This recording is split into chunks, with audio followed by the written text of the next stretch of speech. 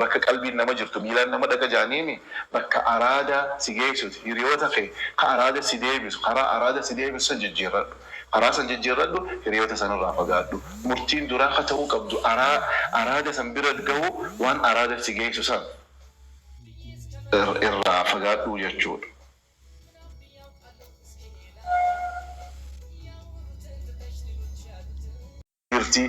Hangam takka si barbaachistii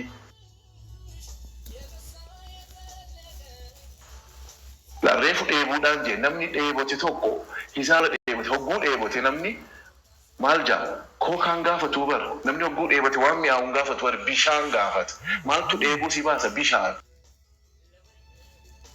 eega bishaan dhuge boodaani lallaafaa biraa ajajata yookaan juusii yaadata akka bishaaniitti wanni isin dheebattan sun murtii teessan keessan jirti murtii teessan bakkaan gahuudhaaf. Waan dheebattan san adda baasaa waan ta'uu barbaaddan san dheebuu san baasanii bar hogguunii fi namni dheebuu bahuu barbaade wanni dheebuu nama baasaa bishaan wanaa kan isiin jaa amma maal jechuun murtiin isaa bishaan murtiin isaa juusii miti murtiin isaa waan biraatii miti kanaafuu murtii murteessitu keessatti bakkaan ga'uudhaaf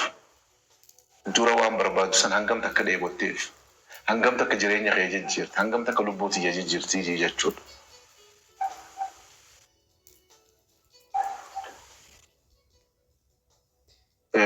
Asirratti nagalchi ja'a nuti beekna.